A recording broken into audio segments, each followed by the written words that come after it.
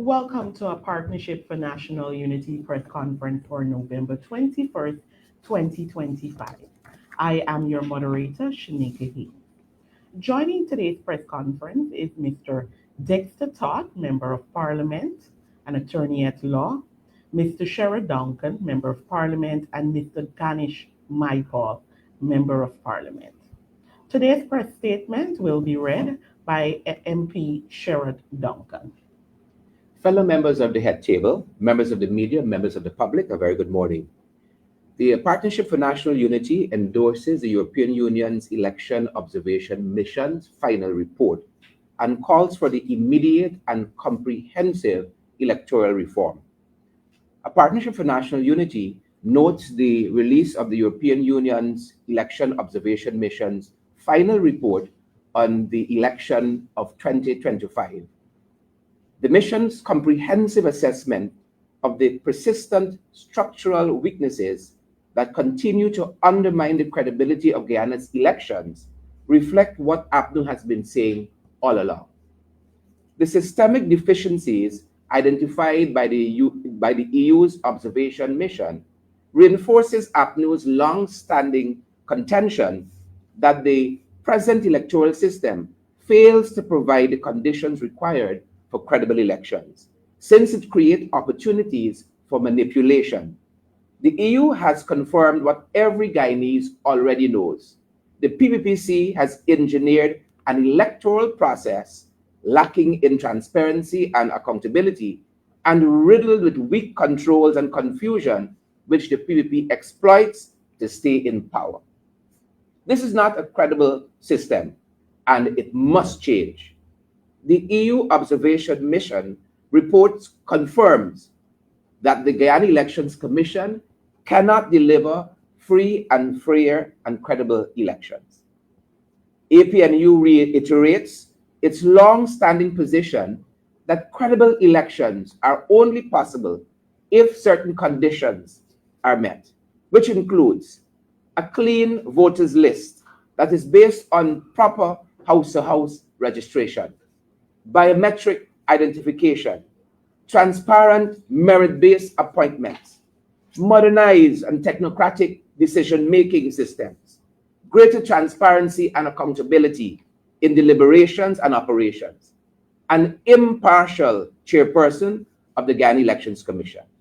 The EU observation missions raises serious concerns about the credibility of the voters list, which expanded by 15% in 2020 to a total of 757,690 registered voters.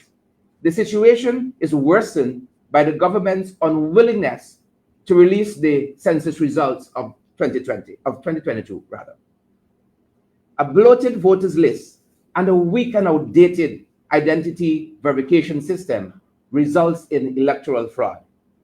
The system lacks modern biometric verification. Folios are illegible and photographs are decades old, resulting in voter impersonation and fraudulent voting. The PPPC uses these weaknesses to stay in power illegally. In the September 1st, 2025 general and regional elections, these weaknesses were exploited fully by the PPPC. Individuals took identity oaths knowing they were impersonating registered voters. The fact that no legal sanctions were applied against these people who were involved in blatant electoral fraud is evident that this was intentional by the PPPC. The absence of sanctions sends a powerful message of encouragement that the PPPC supporters can flout the law without fear of arrest or prosecution. The APNU reaffirms its demands for a clean and credible voters list, independent, data-driven verification processes, the use of modern digital identity and population tools. And we further support the EU's priority recommendations to update the voters list using reliable recent population data supported by digitization. The EU's observation mission documented widespread misuse of public resources for the ruling party's political advantage. These included state-funded inaugurations used by campaign events, or rather used as campaign events for the 2025 general and regional elections. State vehicles deployed for mobilization during the 2025 general and regional elections. Major expansions of the cash transfer program in the pre-election period by the PPPC, which is on record as opposing such cash transfers. Citizens receiving politically influenced calls tied to state benefits, and instances of pressure transferred, forced participation imposed on civil servants, clearly using fear as a tool to ensure compliance with the PPPC's diktats. Such unfair practices must be condemned by all right-thinking Guyanese. APNU fully supports the EU priority recommendations to implement clear, enforceable rules to prevent such misuse of state resources. Any government that uses taxpayers' resources to gaslight its citizens is not governing. It is engaged in state-sponsored psychological manipulation for self-serving political purposes. This kind of campaign creates a playing field that favors the PPPC and is harmful to the struggle for free, fair, and credible elections. Guyana cannot build trust or national unity when state institutions are weaponized against its citizens for partisan gain. The EU confirms that Guyana Campaign Finance Network is outdated, ineffective, and not enforced. The absence of transparency rules, realistic spending limits, oversight functions, and regulation of digital campaigning has created an unbalanced and opaque financial environment where the PPC outspends the opposition by using state resources. Added to this is the fact that the system facilitates the bribery of citizens. This phenomenon risks entrenching financial oligarchs and stifling the will of the people. APNU, as such, endorses the EU call for the creation of an independent campaign finance oversight body. This institution should be established with the involvement and agreement of all stakeholders. Government must, without delay, modernize campaign finance legislation within this framework. This oversight body must not be another organization for the PPC to pack with its activists and thereby thwart the true intention of its creation. The EU report that up to 98% of election-related campaign coverage on state media favor the ruling PPPC. Independent journalists faced restrictions, reprisals, and limited access to state information. These findings confirm what APNU's own understanding that the national communication environment favors the government and excludes the opposition. APNU therefore supports the EU's recommendation to establish equitable media access rules, including independent oversight through a reformed GNBA. When the state media provides 98% positive coverage for the PPPC, it amounts to Goebbelian-level propaganda, that kind of onslaught we saw firsthand in the last election. This is not public service broadcasting. This is harmful political propaganda that is funded by taxpayers. The EU's final report makes clear that Guyana's elections are not credible, not because of isolated incidents, but because of systemic failures across multiple state institutions and the wider legal architecture. The election system needs a complete overhaul. APNU therefore calls on the government to immediately implement the EU priority recommendations before the next election, including reforms to the voters list, campaign finance laws, misuse of state resources, media fairness, data protection, and privacy. And also, we call on the government to release the 2022 population census without delay that costed taxpayers $2 billion. A modern electoral system cannot function without transparent population data. And thirdly, we must begin meaningful and genuine constitutional reform at once.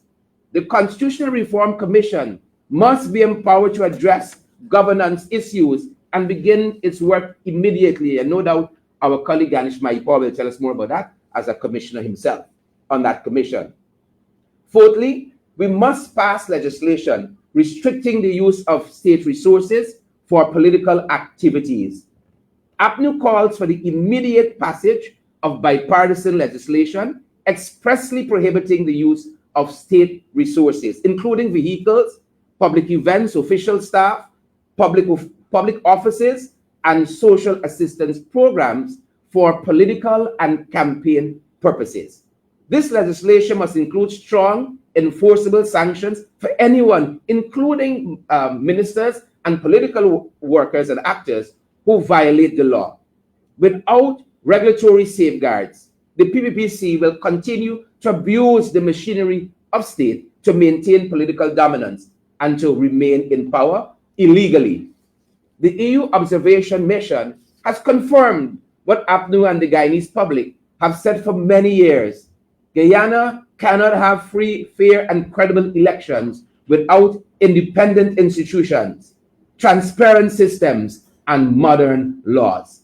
The government must now prove that it has the political will to act positively for Guyanese to have free, fair, and credible elections. Guyana stands at a crossroads with a dictatorial incumbent embracing a bloated and corrupted list that it exploits. This government is not attempting to win future elections, or the PPP is not intending to win future elections by earning the confidence of the Guyanese people. Instead, it is bent on manipulating institutions, controlling state resources, and exploiting weaknesses in the electoral system.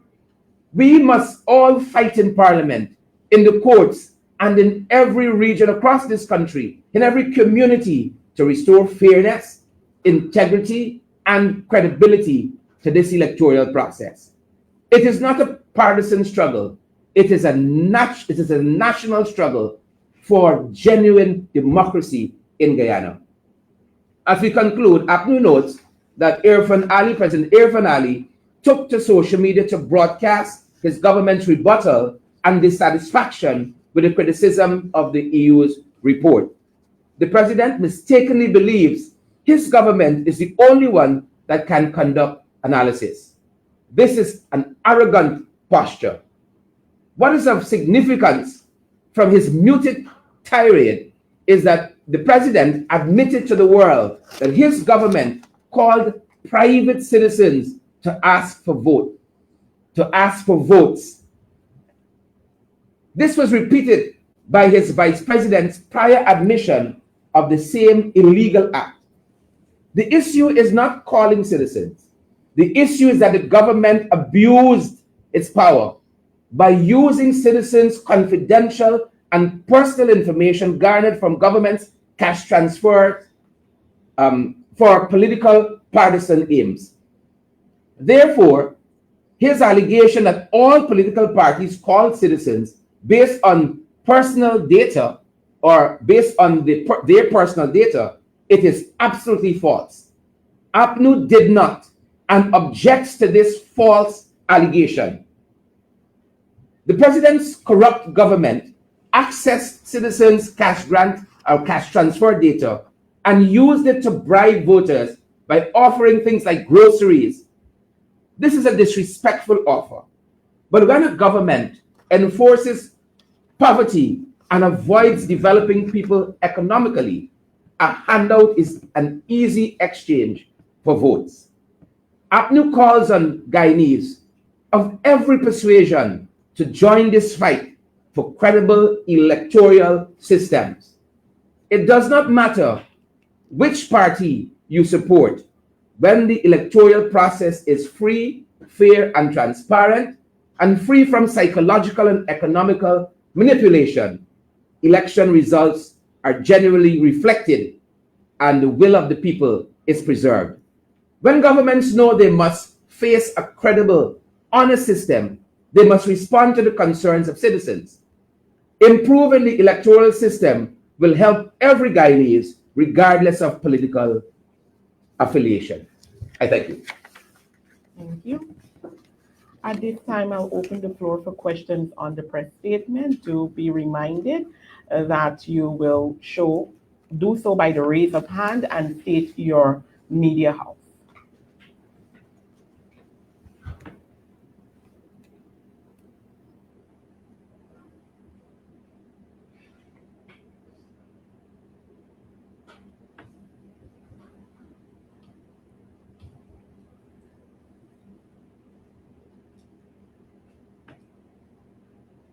The floor is open for questions on the press statement.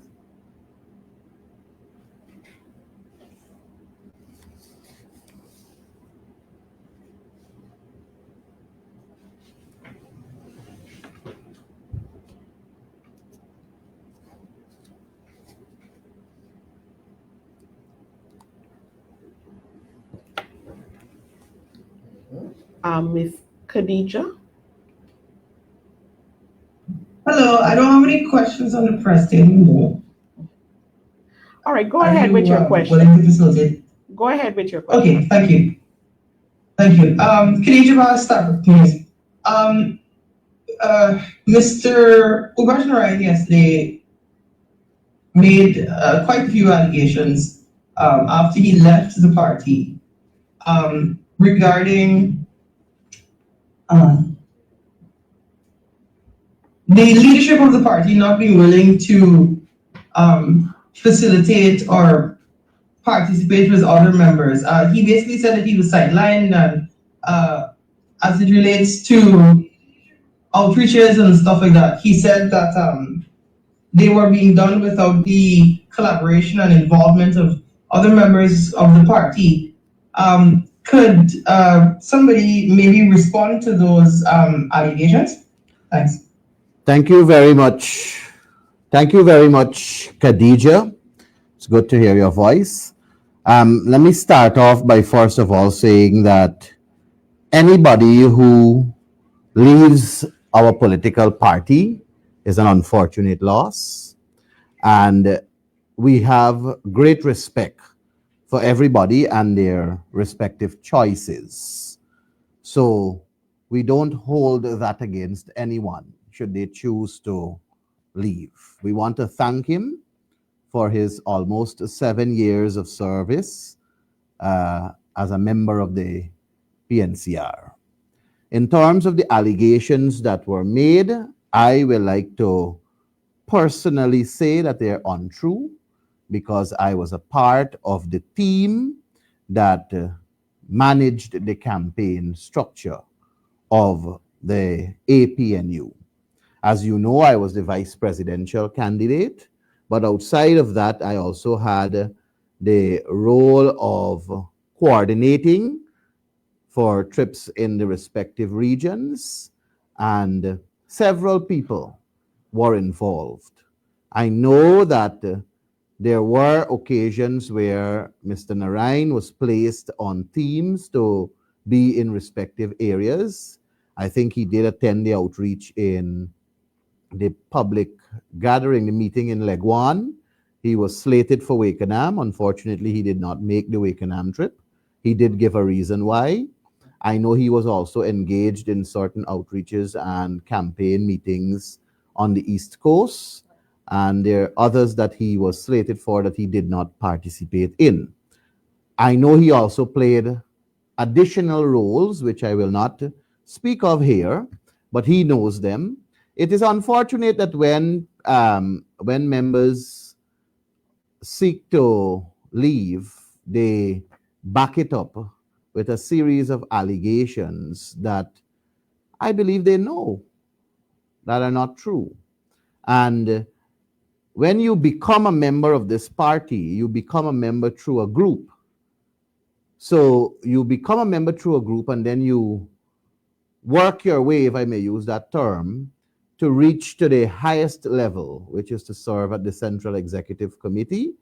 And if you're elected to one of our statutory offices, be it vice chair, be it chair, be it leader.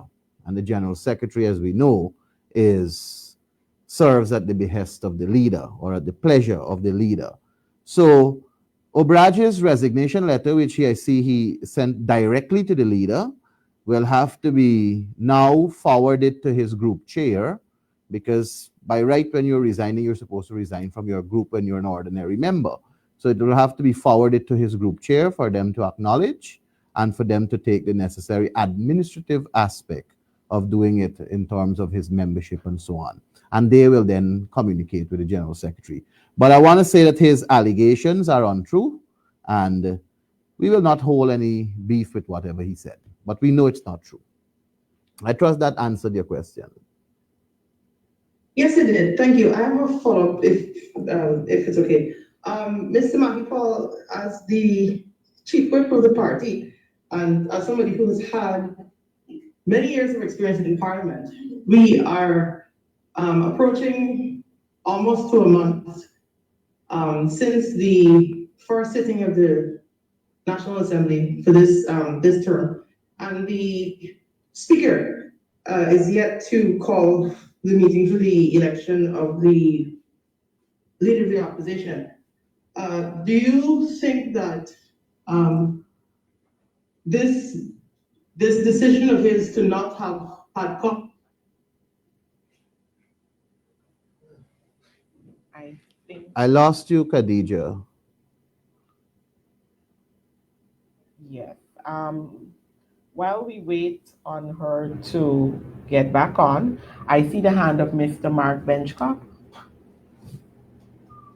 Hi, thank you so much. And Mr. Mahipal, good to see you.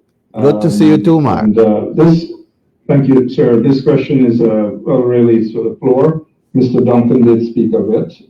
I know he will have a lot of popcorn to purchase in the aftermath of what the EU has said.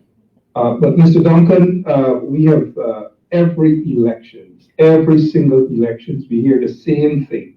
The observers come, the international observers, they come, they make recommendations, they say this, they say that, they say this needs to be done, that needs to be done. And then after they say what they have to say, we're back to square one. But the ironic thing is, what the EU has said is nothing new to what we all have already figured out. And we all have been saying this all along. The question is, what are you guys in APNU prepared to do at this point in time with regards to those recommendations? Again, nothing new what the EU is saying.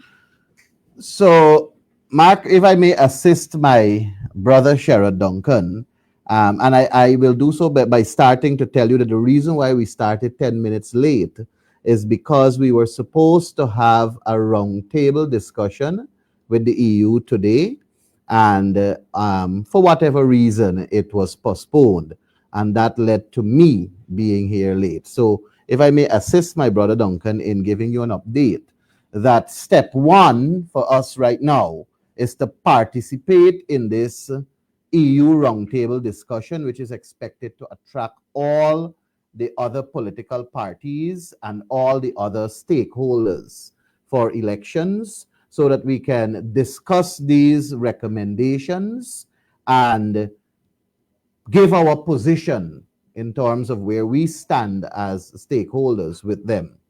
What we also intend to do is to follow up on these recommendations by advancing amendments to existing legislations so that we can lead the way in terms of the reform that is necessary.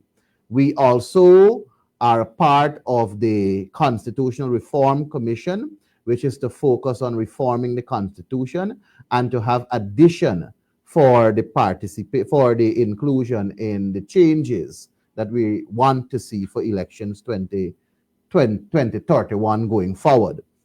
I want to say that with reference to the Constitutional Reform Commission, a commission was sworn in. A commission is supposed to be in order. For whatever reason, we have not had a meeting since I think July or June of 2025. No communication that is of any way proper. But I did hear the AG indicate that because of the different configuration of the National Assembly, that there are certain changes that ought to be made, which is quite understandable so far. But the fact is, the existing commission is not meeting at this point in time. So I want to tell you that we don't intend to put the EU's report or no other report that is going to come from various other observer missions on a bookshelf and leave it to gather dust. We intend to make reference to them and to advance legislations to the point where we can make the changes. We want to also facilitate dialogue with the EU and all other observer missions for a follow-up exercise. And we want to call on them to not just dung tools at this particular juncture where they just put the report out and leave it as that. We want to ask them to also facilitate follow-up mechanisms. We want to have them come back into Guyana and do an update to see how far the country has advanced. And I've always said that we are a nation still building on our democracy, and we require the external help, and we are thankful for the report in its current construct and all the other reports that will come. We will thank them when that reaches us also, but we want to also do these levels of follow-up. I trust that answers the question. Yeah, it does. But as you would know, and Mr. Duncan and others would know, these issues are nothing new. These are issues that Guyanese have been outlining, the opposition politicians, everyone have been saying these things over and over. What makes the EU's position so unique that you guys now have to follow up what the EU has to say and didn't do the necessary homework before? Okay, so let me say first of all, for 5 years and more, we have been saying that the list is bloated. For 5 years and more, we have been saying that there is need for biometrics at the place of poll. For 5 years and more, we have been outside of GCOM calling for a clean voters list, because we do believe that with a credible list, you will get credible elections, which will give you credible results.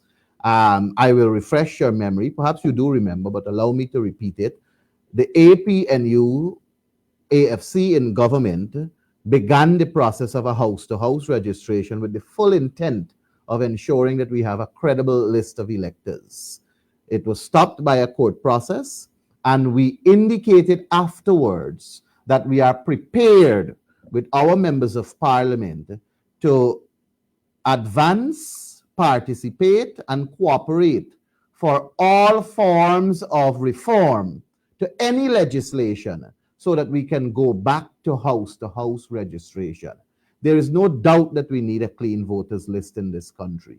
There is no doubt that, that the list of electors is where the problem is, and we have to rectify that. We have seen several studies and several positive happenings in other countries where biometrics are facilitated in elections. And we have clear cases to continue to advance our call. We have to appeal also to the Guyanese people. They have to speak up to it. Can't be just an APNU fight. It's a fight for Guyana, and it requires all of Guyana to participate.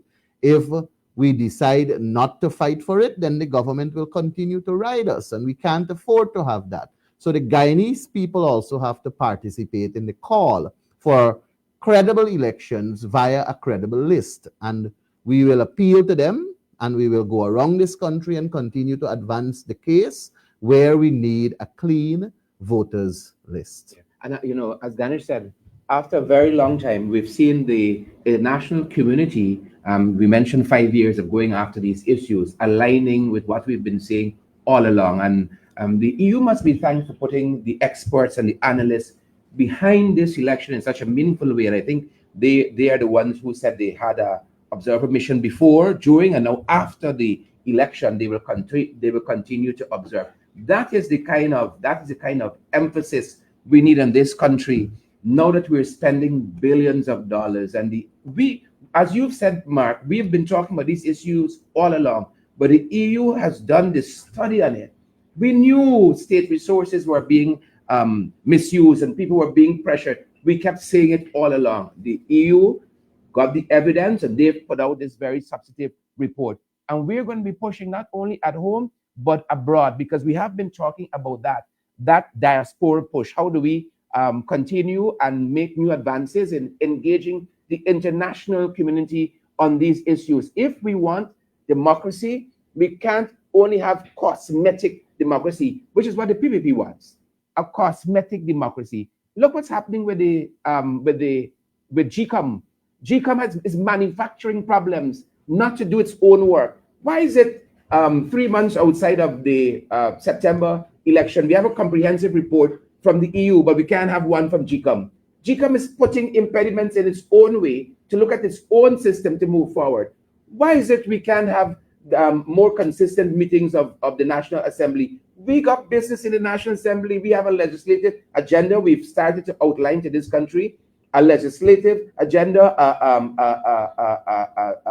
We have a work program that we want to pursue in the National Assembly in the interest of the people of this country. So we want to see an opposition leader swear in, and that's to move forward. Beyond an opposition leader, we want to see certain issues on the national agenda in which GCOM and the electoral system is one of them. So we can advance lots of these recommendations from the EU and the Commonwealth of the Commonwealth, the Carter Center. I think we had one other. The OAS had a mission too. We don't think that they're going to be dissimilar from what the EU is saying, unless they're going further. But we believe more than just reports, we're going to advance some of these recommendations in foreign capital, because we believe that the broader EU, the broader Europe, the broader North American countries should have a say. We've already seen the Canadian ambassador and High Commission, for instance, saying that we ought to be pursuing some of these issues for the revamping of GCOM, the revamping of the electoral system. So we are considering a broad approach. The EU have submitted their report. We're waiting on the others as well. And so we consolidate all of them. And you're going to see a lot of footwork on these issues, not only locally, but internationally as well. I mean, if I may also add, Mark, this report adds as a form of collaboration. And I can say in our community engagement, which we have, as you would recognize, we are very active in that. The issues surrounding elections, what has been happening in terms of all the irregularities, those things are coming up. And we are able to engage our people of this country on a one-on-one basis. So I can tell you, they are being edified as to what is happening too. So when there is a need and a call for action, for further action in relation to this, I can tell you our people will be mobilized. So let me before you go, Mark. If I'm allowed, Mark, just now, before you go, I wanted to also make this point. Every meeting that we have had with ambassadors and the diplomatic community, all the foreign dignitaries we normally would showcase on our social media Facebook platform, and people wondered what is it that we discussed. We discussed with them, among several other issues, the importance of them not coming a week before elections. We discussed with them that elections in Guyana is a process. We said to them that the date of election is just a part of the entire electoral process. So this report, we saw it so well documented and detailed, and it shows evidence that they themselves experience, and that's because they have been here longer than a week. Previous elections, we know of observer missions coming in a week or two before the elections, and then they would deploy their various staff to various areas. They would say it's a smooth process. They would say that it was fair and what's not. But because the EU mission was here, I think, for well over a month or more, they were able to see, they were able to document, they were able to observe. So we consider this as a win for the APNU in the sense that we begged, we pleaded for them to not treat election as a one-day event or a one-week event, but it requires observation. I personally would glad, and I know the APNU would also, if they can be in this country for the entire period, the 5 years period before we get to the next elections. There they will see and observe in Parliament the amendments that are being made to legislations. They will see how it can impact elections, like what happened with the birth certificate law that was amended that allowed for people to easily get a birth certificate and led to registration to be a part of the National Registrar of Registrants, which saw the extraction of their names to be on the electoral list. They were able to see for themselves that Commonwealth people are in this country working, not necessarily with the purpose of being domiciled in Guyana, as opposed to having their children, their family going to school, spending life like if they want to be a Guyanese in that after that 1 year period. There are people who are here actually working and taking their money and sending it back to their country to support their family. It happens to be longer than a 1 year period, which the PPP has abused to get them registered. We saw a bus coming with a set of, I think it was Bangladeshis, to get them to vote because they had the ID cards and so on. So I think all of these things the EU was able to observe because of their duration of stay. And we welcome that. What we want now is for us to move in the direction of fixing the system. And the government has an opportunity to display maturity. They have an opportunity to display that they genuinely want a real democracy and they genuinely want a one man, one vote case, as opposed to this bloated list and this, in a nutshell, I think the EU said to us in very nice language that the elections was not free and fair. They said it was not free and fair. That is if you want to put it in a nutshell. Thank you. Am I allowed to follow up or should I wait, Madam Moderator? You can go ahead with your follow-up and then I'll take Khadija and I have a question online. Thank you, thank you.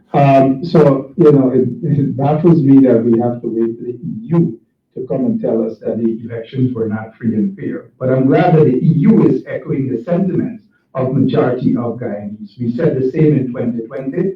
It fell on deaf ears, and we are now repeating the same thing in 2025. The elections were not free and fair. They were rigged and manipulated by the PPP. Having said that, how much confidence you guys, and when I say you guys, I mean the APNU, the 12 MPs and other executives of the APNU, how much confidence you guys have in GCOM now? Knowing that the list is fraudulent, knowing that the list is bloated, entering into the upcoming local government elections. What are you guys going to do, knowing that the list is corrupt? Mark, we have no confidence in GCOM. None. As long as Claudette Singh stays there, we cannot have any confidence in GCOM because she has displayed time and again what she is about. And knowing that she has basically dismantled GCOM by way of not calling for meetings and, as she claimed, waiting on the leader of the opposition to make nominations, I don't know that is within her purview. If the matter requires legal review, let it go to the competent authority, which is the judiciary, to conduct such a legal review. But if she's going to question the appointment of the 3 opposition commissioners, then it requires her to question her own appointment.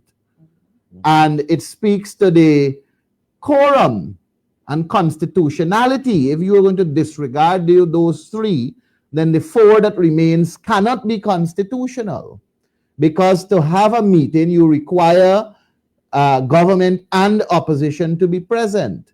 And if you have disregarded, Claudette, that is, disregarded the 3 opposition, then it means that you should be disregarded too. And I wonder if she's still collecting the $2-point-something million a month, given that she refuses to accept that the commission is supposed to still be functioning. And in the absence of the commission, you have to wonder, what is it that Vishnu and his other colleagues are doing at the secretariat? And is it really value for money? What work are they doing? Who are they getting instructions from? Which board or commission is supervising what they're doing? Is it a waste of resource now? GCOM is currently an agency of the state that is not functioning within the functions it is supposed to be carrying out for the state. And we don't have any confidence in GCOM. We do believe that Claudette needs to pack up, go home, and take a rest. We do believe she has tarnished her reputation and that of the country enough, and it's time for her to go. And we cannot have any confidence in GCOM. We will continue to advocate, push, and ensure that we represent this country at the 12 that you made reference to, for the interest of, within the legal parameters, of course, to ensure that we advance a case of having a reform at GCOM. And that is also what I have been advancing at the Constitutional Reform Commission, along with Sherwood Lowe, and we intend to continue to push for that. And what we also have in our favor, we have time. It's very early in the 5-year term. The local government elections are also on the horizon, and so we have time to fix the structural issues at GCOM and even the legislative issue. If the government is as democratic and wanting the best for our citizens as they claim they want, then we have time to fix these things. But we got to act now. The ball is in their court. As we said, GCOM is creating issues, not to have meetings. The parliament that we could be, creating some headway on some of these issues on, don't seem to want to meet with regularity. The ball is in the PPP court, and our Dexter Todd is the legal practitioner here. We've seen in the past, for instance, when young Dazel, one of the attorneys for GCOM, had a decision that they didn't like, and then she's no longer the attorney for GCOM. And then we saw the other gentleman, De Silva. He had an opinion that they didn't like. He's out of the way, and so GCOM don't seem to want the kind of reforms that is necessary for, at the end of the day, for Guyanese to have credible and valid votes and credible election and results. And that is the trouble that we have. We have the time on our side now, and it is up to the government whether they want to kick this can down the road and claim that they're out of time. We have time for biometrics. We have time for the systematic reforms, and GCOM of itself should find it concerning the red flags that the EU has raised in this report. And as we said, no doubt the other observation and observer missions are going to raise in their reports as well. So before let me make this very clear, as pellucid as I can be. Let me make this as pellucid as I can be. The APNU is prepared to cooperate and work double overtime for all measures to implement the recommendations of the EU so that we can have credible elections in Guyana. We are prepared to work double overtime and cooperate fully for a clean voters list, for biometrics at place of poll, for us to ensure that we have laws in place to guarantee Guyana credible elections. And once we get that as a nation, then I'm sure the EU report will be less damning as it is today. All right. I have Miss Khadija. I don't know if her mic is back on. And then I have another question via WhatsApp and another person waiting as well. Miss Khadija, is your mic on? Yes, can you hear me? Yes, we're hearing you now. Okay, perfect. So my last question, either Mr. Duncan or Mr. Michael, I understand that there's no timeline set to determine when the speaker has to call the election for the leader of the opposition.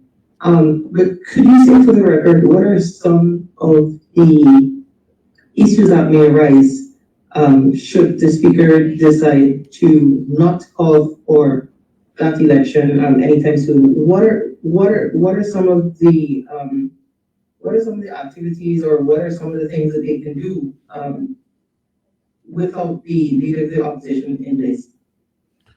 Well, I have said to you before, by the way, I am the whip of the APNU, not the chief whip. The chief whip is the whip that really is for the opposition in total. And by virtue of Win Party having 16 seats, we having 12, and Amanza 1.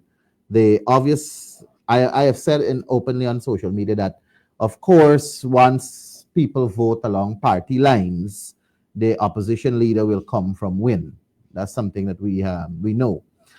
Let me say that I have noted in the public space also that Win signaled their intention to seek legal recourse, which is within their rights, and we respect that. The position of the APNU is that the office is a constitutional office. The leader of the opposition is a constitutional office, and it ought to be filled. It cannot be left vacant. If we allow that to happen, then it means we are aiding and abetting with the PPP to advance undemocratic practices. And the APNU is not about that. It's a constitutional office and it has to be filled. The action is within the hands of the speaker, and he has to know why he is behaving like this and why he's acting like that. I must point to 2011 when 2011 it was David Granger who was appointed leader of the opposition or elected leader of the opposition, and his election was done 4 days after the first sitting of the National Assembly, where he took the oath of office as a member of parliament. And then subsequently, 4 days after he became leader of the opposition, being elected.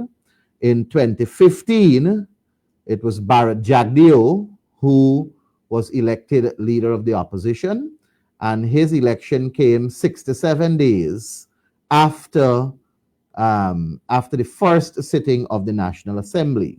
But I must put that into context because I don't want anybody to go away here thinking that it was Bartland Scotland, who was the speaker at the time, who took 67 days. Not so. What happened, as one would recall, the People's Progressive Party did not come to Parliament when it was summoned. So on the day when it was for the swearing in of MPs, they did not show up. And they did not show up for the first, second, third calling. I think they did not show up. And on the fourth or fifth calling, they showed up. And that is when they took the oath of office. And when they took the oath of office, then afterwards, the leader of the opposition was elected. You cannot be elected leader of the opposition unless you take the oath of office as a member of parliament. And that is what caused it to be delayed and made it look as though it was 67 days after the first calling. In 2020, the first sitting was called on the 1st of September, and the leader of the opposition was elected on the 1st of September. So again, I say to you that the action is within the hands of the speaker. WIN has signaled that they intend to take legal actions, and our position as APNU is that it's a constitutional office and it ought to be filled. And in addition to what Ganesh has said, coming up in January, the PP has already signaled they want an early budget. There's some key functions in that budgetary period for the leader of the opposition. So they will have to, they're coming up to a wall that they themselves will have to have a question on. In addition to that, I wanted to add to what Ganesh is saying, that the APNU, PNCR, we are fired up and ready to go.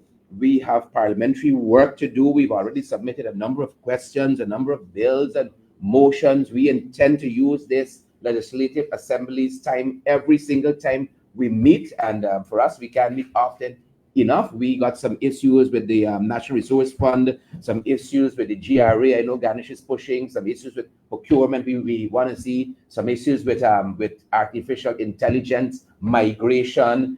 We got some issues with with drone technology and how that is being used on every front, in every ministry, on every front, legal and otherwise, social and otherwise.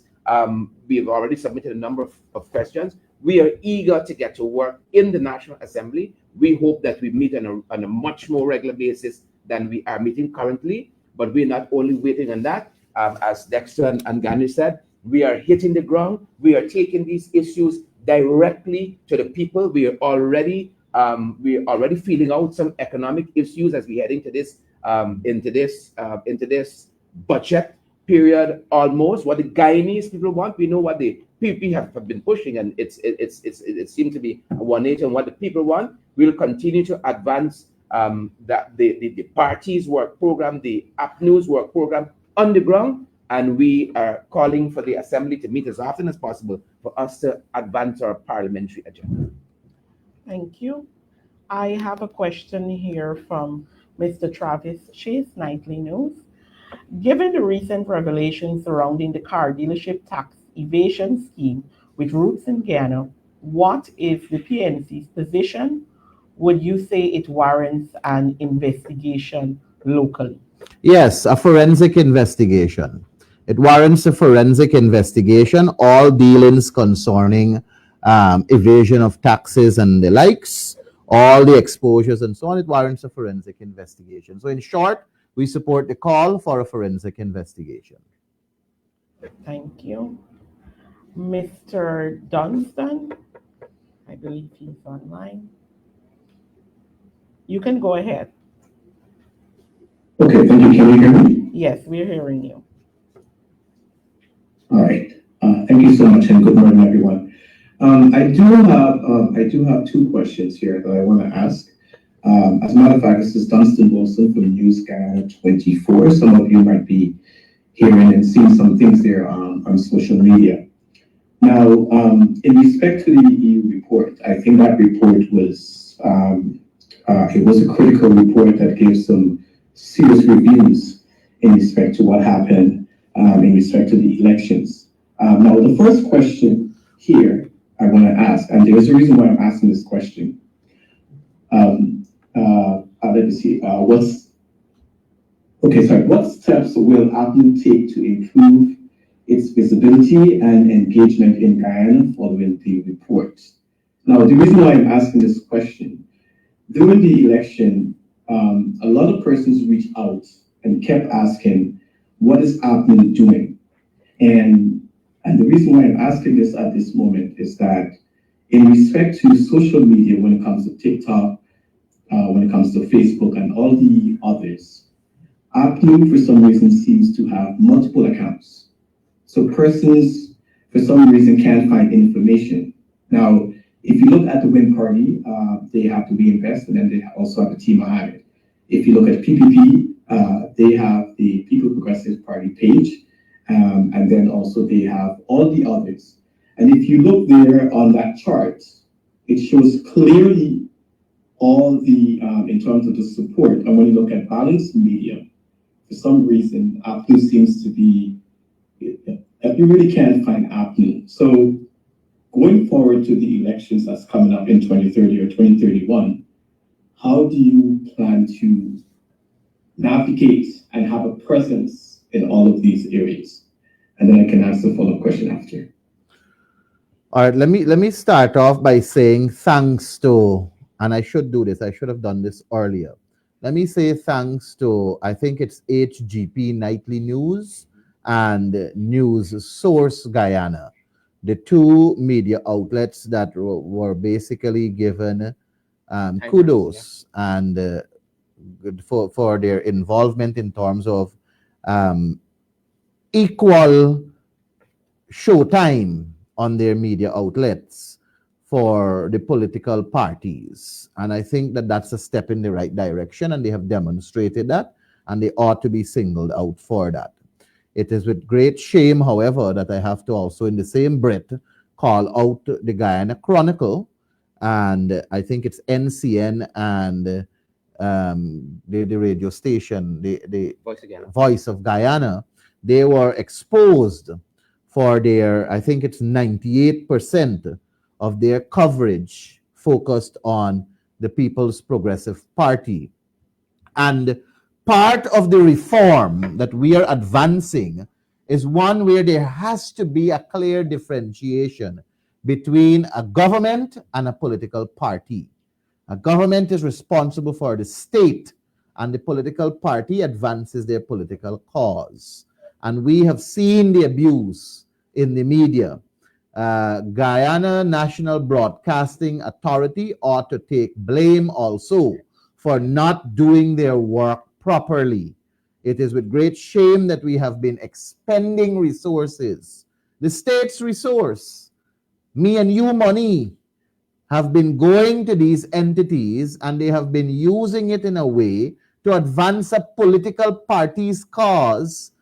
When an outlet, when an observer mission can say 98% of the coverage was focused on one political party, that news outlet that is funded by state resource has really become an agency or an arm of a political party. And those are things that we cannot afford to have in our country. And that is why when Sherrod speaks to cosmetic democracy, he's not wrong.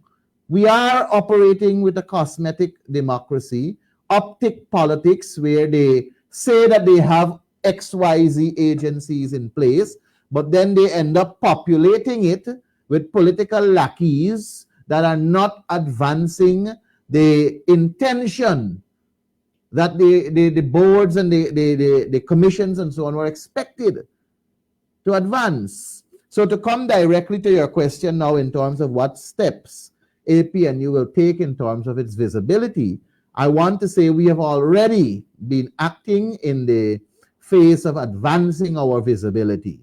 We have had several outreaches in several regions. Our members of parliament are out in the fields.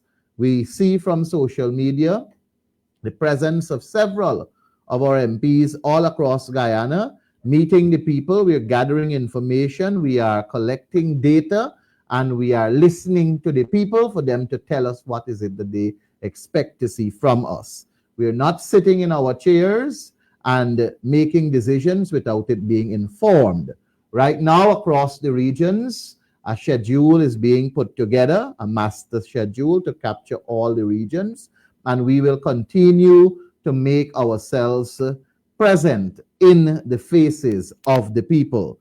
And we have also been working hard to streamline our platforms, our social media platforms. We also have a website that is up and running, providing information, and we advise that people can like our post, comment, join, subscribe, and all the likes. I don't have to tell you what role Sherrod Duncan is playing in the media. In fact, I will tell you, my parents actually told me don't call them between 8 and 9 because that time they're very busy looking at In the Ring.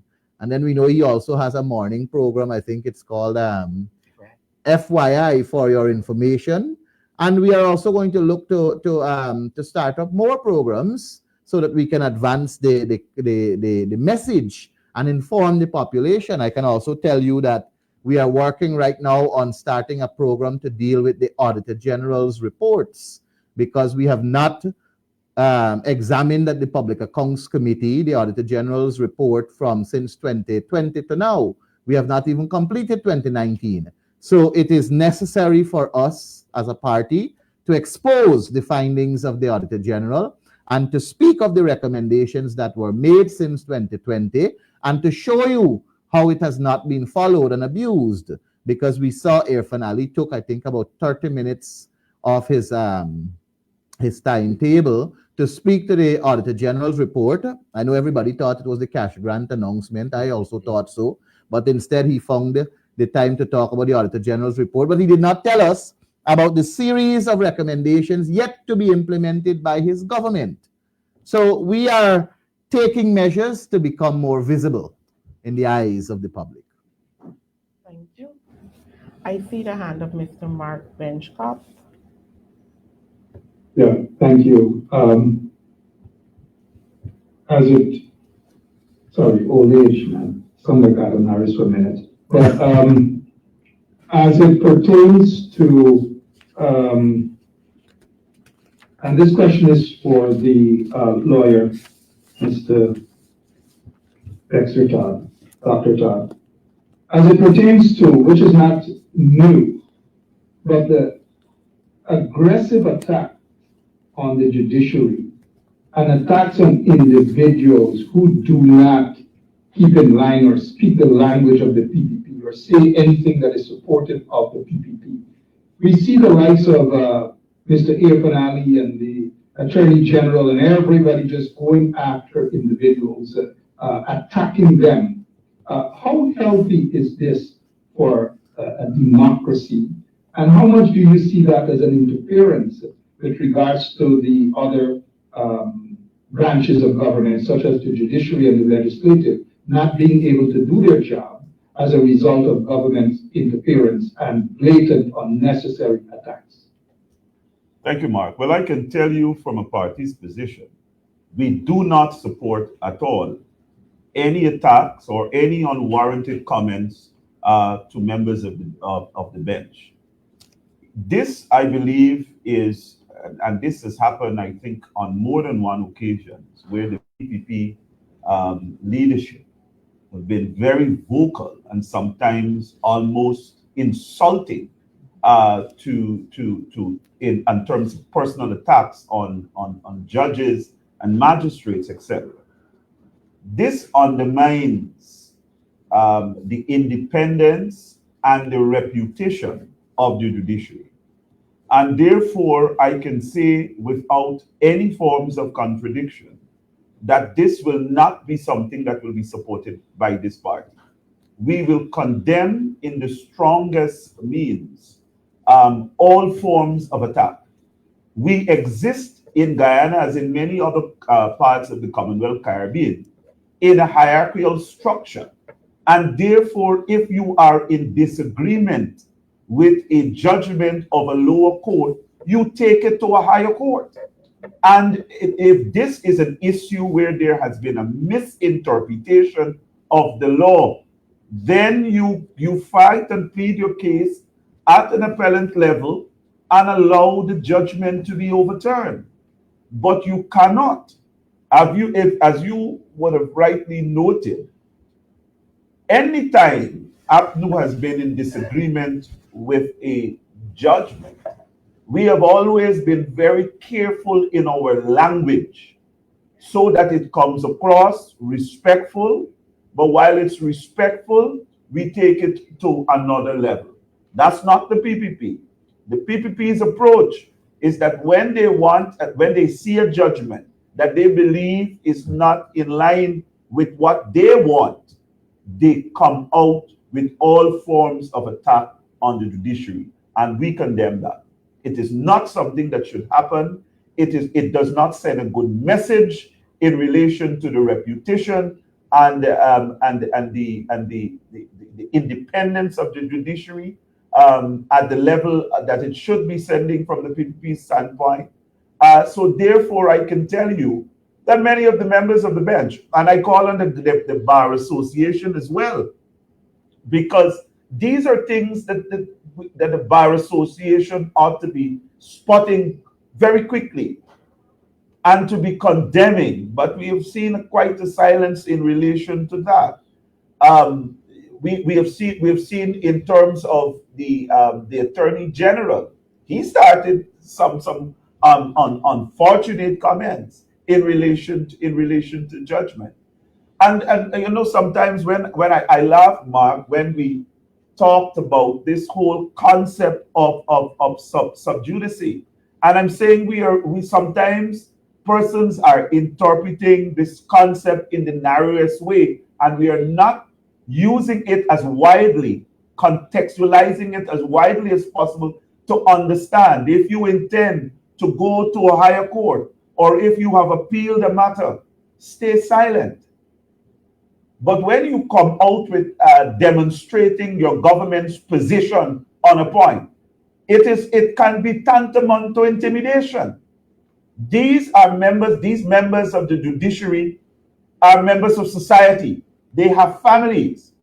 And we need to understand that type of political pressure, interference, whatever you want to term it, must be condemned, because the judiciary must be allowed to dispense with justice in a manner that is fitting and how they interpret it. If they interpret it wrong, we go to another level until it's rectified. And I just wanted to point it very quickly. While Dr. Todd was talking about the judgments, is some of the judgments we've had over the last 5 years against this government. I mean, no sitting government should be able to endure that if we vote according to issues. You had the judgment with the Guyana Teachers Union, right? In which the court said that the Jews supposed to be paid over to the union. Still, the government is not complying with that. We have the parent company guarantee judgment, and in each case, we have seen this same kind of vitriol against the judiciary that, as Dr. Todd so eloquently articulated, cannot stand, and it is untenable in any country that espouses democratic credentials. And judgment after judgment we've seen over the last 5 years, the courts in this country have been saying the government has acted ultra virus, unconstitutionally, and the government takes to the airwaves and abuses the court in this manner. In the issue of the parent company guarantee, they said the judge didn't understand island gas matters. He wasn't studied in this area. And in the teaching service commission issue, the man didn't understand right to strike and a whole host of issues. And then similarly, in this issue concerning the tax regime, Irfan seemed to be posturing as an expert in taxation. It leaves a lot to be desired. He may be an export. Yeah, But Mark, before you go, I heard Dr. Todd saying that he's calling on the Bar Association, and we must indeed ask ourselves, why is the Bar Association so silent on this matter? And additionally, we must ask ourselves, why is the judiciary silent on this matter? Outside of Madam Justice Roxanne George, sitting on the bench, ruling in matters and so on as the competent authority, she's also the chancellor of the judiciary acting, and she must also protect her flock. The judiciary is an arm of government. The speaker takes charge of the National Assembly, the legislative arm. The president takes charge of the executive arm, and the chancellor of the judiciary takes charge of the judiciary. And we have to also call on her to protect her flock. Thank you. Yeah, thank you for that. Finally, at least for me, are you guys a bit concerned that there are individuals who were sanctioned, four of whom are Guyanese, and the government isn't saying anything about those sanctioned individuals? What measures in place to go after those individuals? One, and the other is one of those guys being a senior member of the Guyana Police Force. Are you guys concerned that, according to reports, that individual is still a serving member receiving salaries from taxpayers? What is your take on that? And my final question, it's regards to the government's approach, their sudden love for the people of Georgetown, the people of Tiger Bay and other places that we have seen them neglected for the past 20-something years. They suddenly have a love for these people. Are you concerned that the approach by the local government is basically usurping the powers of City Hall? I know Mr. Duncan is a former deputy mayor, and I know Mr. Manny Paul, you being former shadow minister of local government. And I ask this question because of this sudden love that PPP has for Georgetown, when they are starving the city council of hundreds of millions of dollars. Do you think if they pay their monies owed to City Hall, that City Hall will be able to function and do these very things that players running around taking photographs and trying to score cheap political points? Thank you, gentlemen. So I'm going to leave the Tiger Bay question and the local government question really to Sherrod. And reason being, he has submitted a motion reference to the Tiger Bay issue to the National Assembly, so I'll leave that for him. With reference to the senior police officer and still receiving salary, a question was submitted asking the Minister of Home Affairs to provide the clarification on the case of the senior officer still receiving a salary. Outside of that, when budget comes up also, we will be asking several questions pertaining to the government officials that were sanctioned, which includes the police officer and the former permanent secretary at the Ministry of Home Affairs, so that we can ascertain and have clarity in terms of that. Outside of that, we have some other mechanisms in place where we're trying to gather information as it relates to the salaries that they may be in receipt of from government. So that's how I want to answer that question. We know also that the sanctioned individuals, it does not stop there. The United States, I'm sure, and other agencies, whomever else is included, are carrying out their further investigation. And I believe that they will pronounce, given their investigation, they will pronounce at the right time, which will give us the opportunity to have more information to know directly what is going on. As we can see, after sanctions, several other things can follow. We are not in a position to say what is happening reference to the United States and their investigation, but we hope that they continue to do what they have to do and hold individuals who are violating the law accountable and take the necessary actions so that we can guarantee safety and security of our people and we can live in a democracy that is real. Right now, it doesn't feel so, but we're hoping that we do get to that stage. We love the city of Georgetown. We love it. We've been a part of it. From a political party doing our hustlings, we've been a part of the city and we've contributed to that. And we have worked along with all of the stakeholders in the city of Georgetown. That 2015 to 2020 period was a very special period in this city. This city was kept clean throughout that entire period without any fanfare. Every single day we got up and kept it clean. And you had a government that was working with the city, not because the city council was managed by persons from the same party as persons who were in government in that period, because we understand the significance of a city. People travel to cities. You don't go to the USA per se. You go to JFK, you go to Queens, you go to New York. You don't come to Guyana per se. You come to Port Georgetown. You know, that's how the world works. And so you have a national capital city, and Georgetown has to be returned to that city that is set on a hill.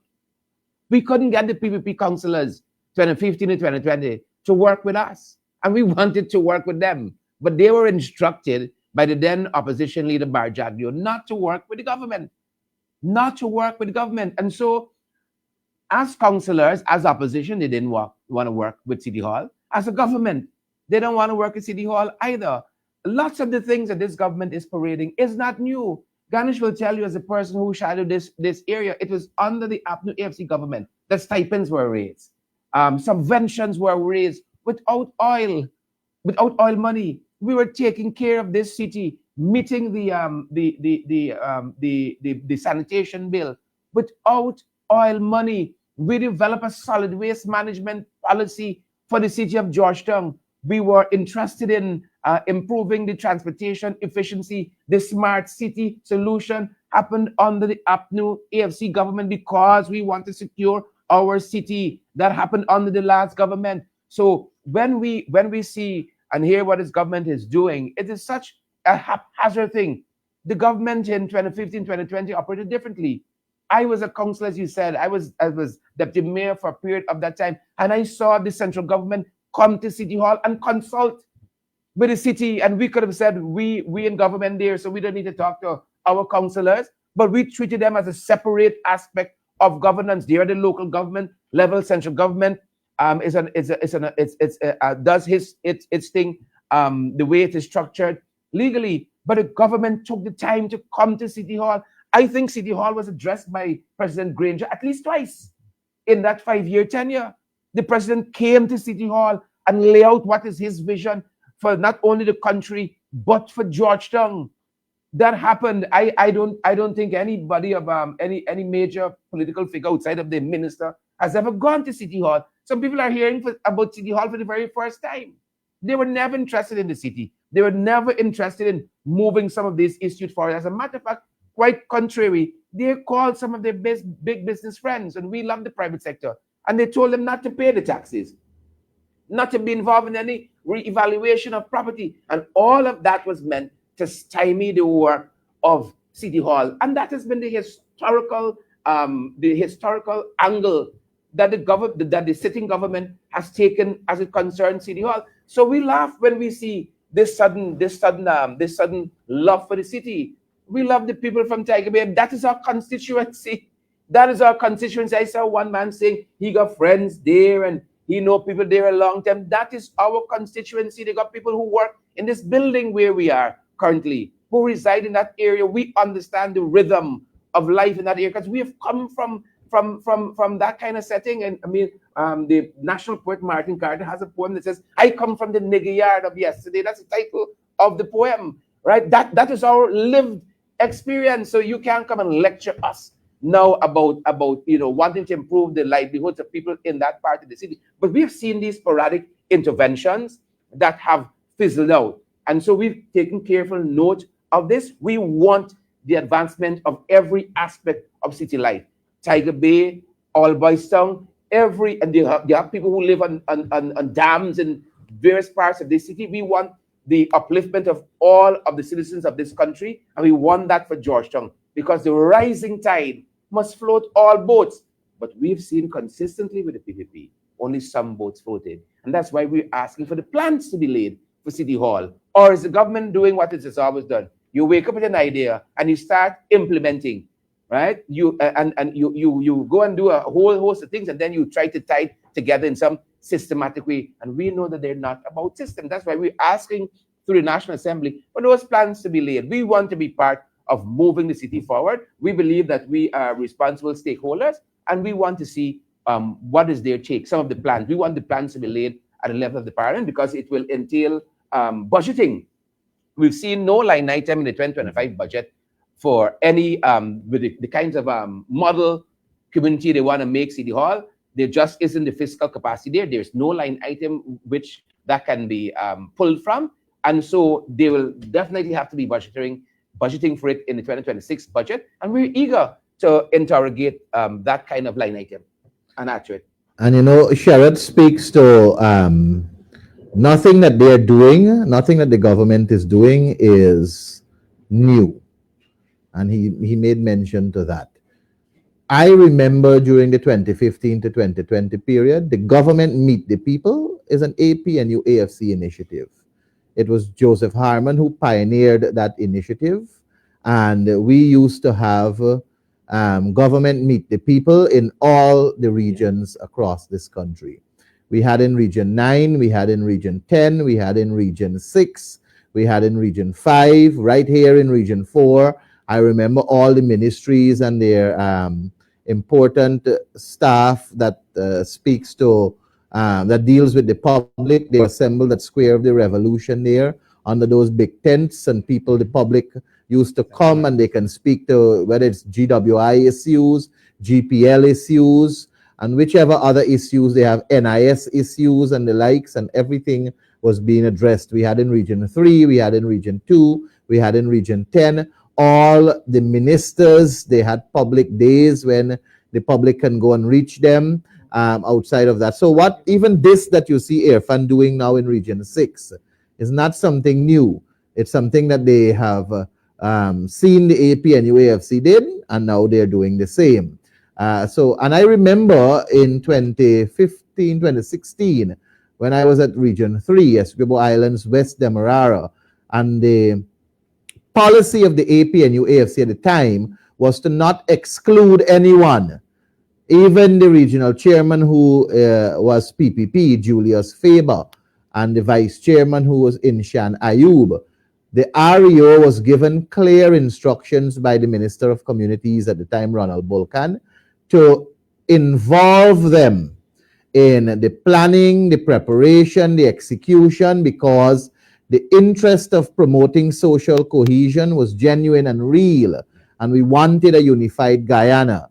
And they said to us that they received the political instructions not to participate in anything the APNU AFC is executing.